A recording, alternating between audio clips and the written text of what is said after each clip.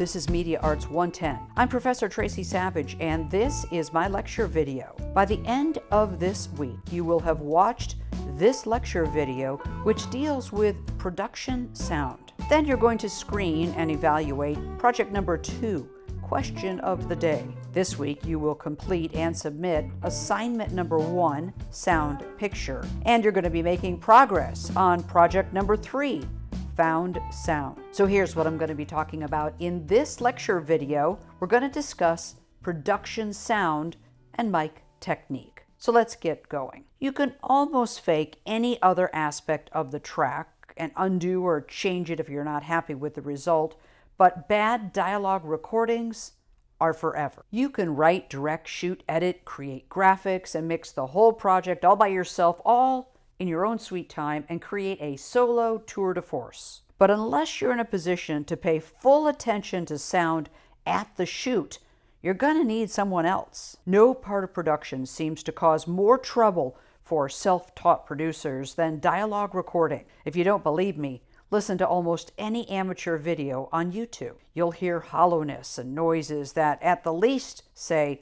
this is not worth your attention, and at the worst, make it nearly impossible to understand. Once you understand some basics about handling a boom, rigging a lavalier, or using a wireless rig, the rest is just common sense.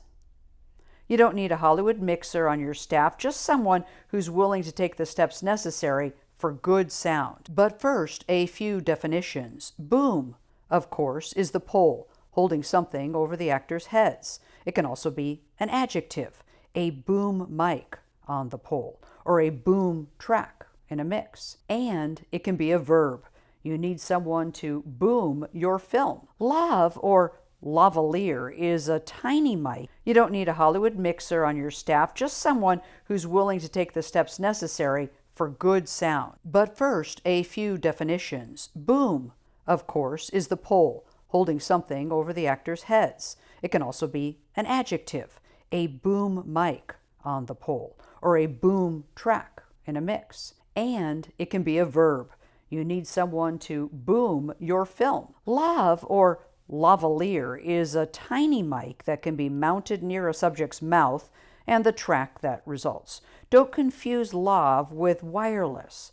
Lavs are small mics, usually mounted on the body. Lavs can be wired to a mixer or a camera, or use a wireless radio link.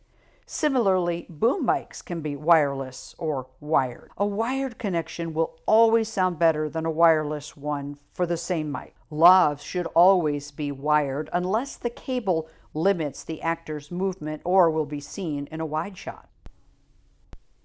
So, which mic should you use? Hollywood is a boom town. In dramatized feature films, there's a definite hierarchy to miking methods in order of preference. Well, the first is use a hypercardioid or shotgun on a boom over the actor's head or just out of camera range. If that's not possible, use those mics on a boom, but from underneath, pointing up to the actor. If you can't boom, plant a cardioid, hypercardioid, PZM, or shotgun on the set where it'll cover dialogue. First choice is wired, wireless if the cable would be seen by the camera. If there's nowhere to hide a full-size mic, then plant a lavalier on the set. They're small and easily hidden. If a plant mic will be too far or pick up unevenly when the actor moves, then put a lav on the actor and run the cable out the back of a jacket or down a pants leg. If that puts the cable in the shot, then use a wireless lav and hope that radio problems don't ruin the tape. So get close. Professionals have a simple rule for how close a mic should be. Unless the talent can reach out and touch the mic comfortably, it's too far away. These are technical and practical realities. Your own artistic sensibilities and shooting situations may outweigh any hard and fast rules, and reasonable directors may disagree. However, I'll go on record as saying the worst tracks I've ever heard were shot with camera mics. Choosing a particular kind of mic for artistic reasons is one thing, but choosing one just to save time or money can destroy your film. The downside of boom mics is that they require an operator. Sound mixers who aren't too busy worrying about multiple mics may be able to double up on boom. Otherwise, you need a separate boom operator. Good ones cost a few $100s a day, a worthwhile investment if you want high-quality sound. If you can afford only one professional, hire an experienced mixer instead of an experienced boom op. Mixers have to deal with the entire mic-to-camera or recorder process and can bring more to your production. If you can't afford trained personnel at all, you'll have to designate a production assistant or someone else on the crew, or find an intern or a film student. But this only works if you give them enough support to do the job right. That costs money too, but far less than an experienced operator. It also requires a time investment from both of you. Don't expect to train them on the day of the shoot, and don't expect them to pick up the skills by guesswork or magic, or even by reading Wikipedia the night before. You have to either pay for experience or take the time to make sure your sound crew has it. There's another alternative. You can point to an enthusiastic volunteer at the shoot, hand them a boom, and tell them to deal with it.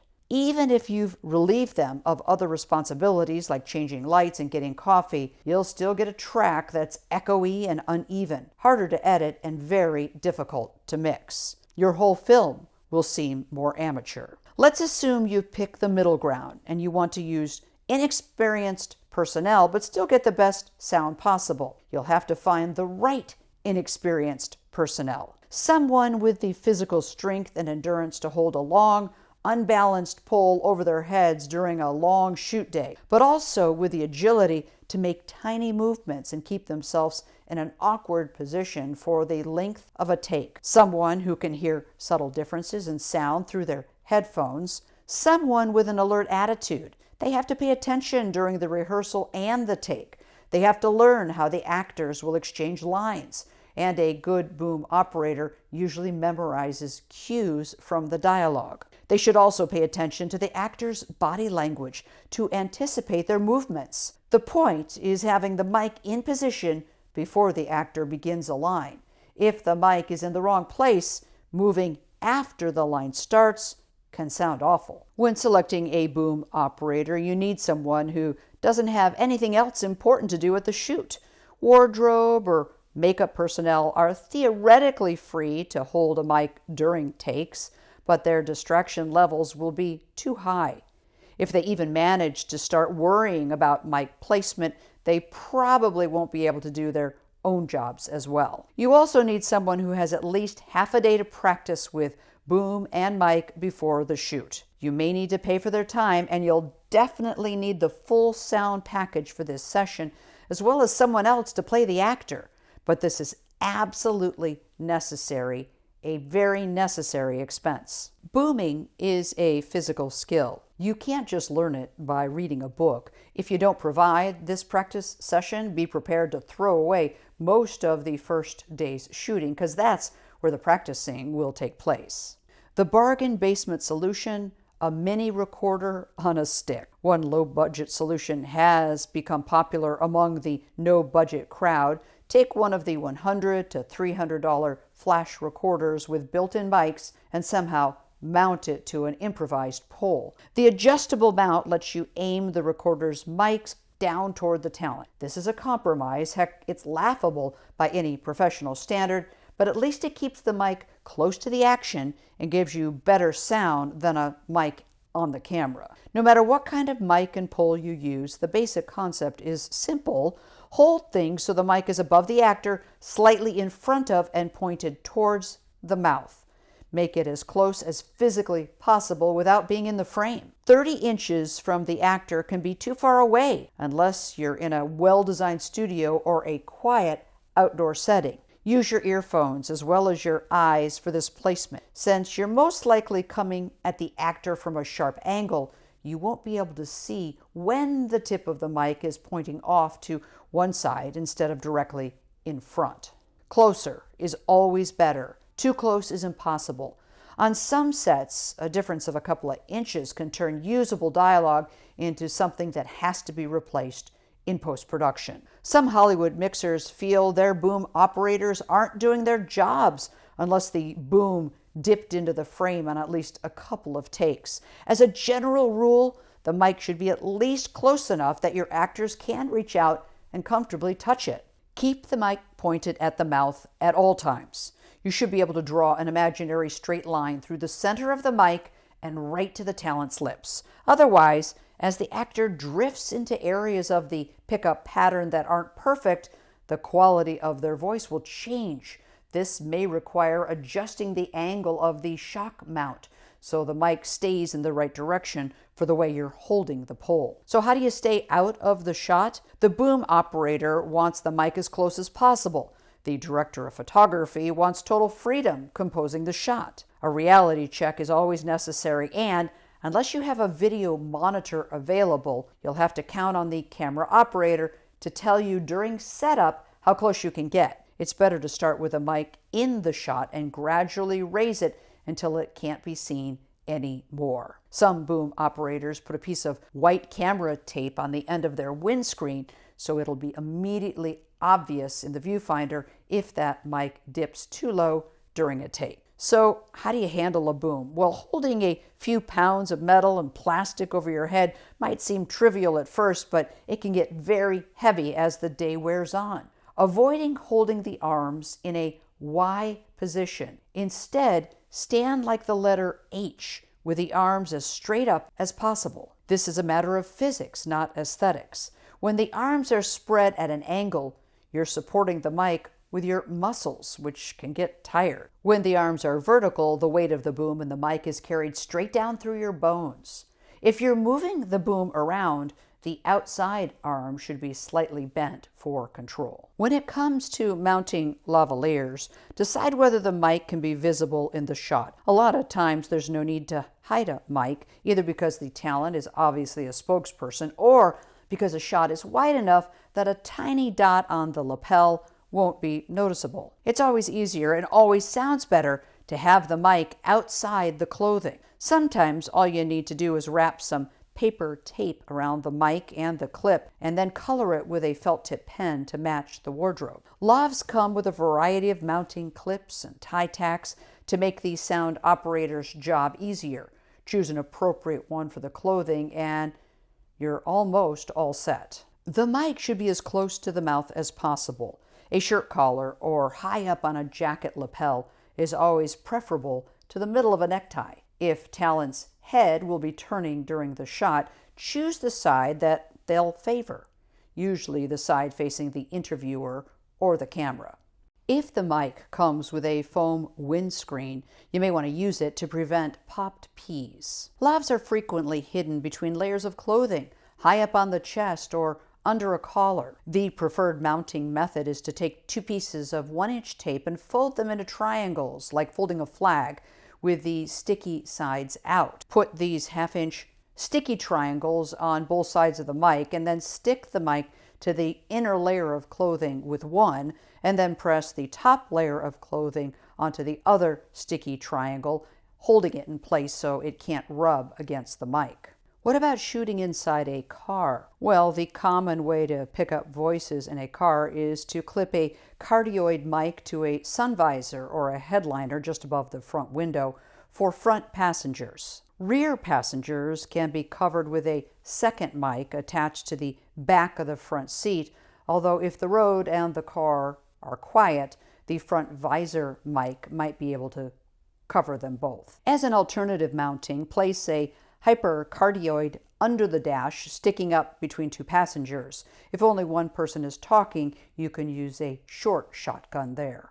Shotgun mics should always have a windscreen. The holes that make them directional will also pick up wind noise. Even swinging the mic back and forth on a boom indoors can create enough wind to be a problem.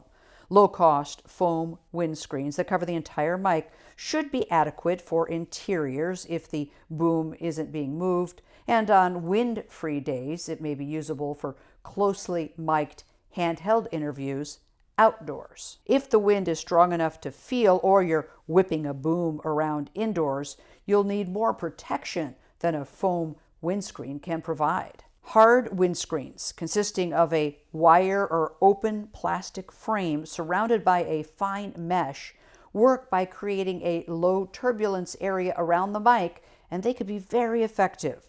They're often called zeppelins because of their shape. For extra protection, a layer of furry cloth can be wrapped around the windscreen. It makes the assembly look like a small animal. They're sometimes called dead cats, but it does cut down on the noise. Every acoustic space has its own sound. This isn't just a combination of air conditioners, distant traffic, and other machinery coming through the windows, but also how the size and shape of the room itself modify these sounds. We're almost never aware of this sound, but if it goes away, perhaps because a line of dialogue has to be opened up to accommodate a cutaway, well, we can tell that it's missing. It's common practice and features after all the shooting at a location is done, but before equipment is struck, to record a minute of room tone, just the sound of the room itself, with the same general mic placement and volume settings as were used for dialogue. Then in post, if a production track has to be muted or replaced with a studio version, the room tone is mixed in for acoustic continuity. Room tone is also used to replace on-set noises or to smooth over edits between takes. All right, switching gears now. Just a reminder, by the end of this week, you will be completing and submitting assignment number 1, sound picture, to the Dropbox found at the end of this week's module. And looking ahead, project number 3, Found Sound, is due at the end of week number 6. That's next week. All right, that is the end of this lecture video. Reach out if you have any questions, and remember, the work that is due this week is due by Sunday at 11:59. Good luck, everyone.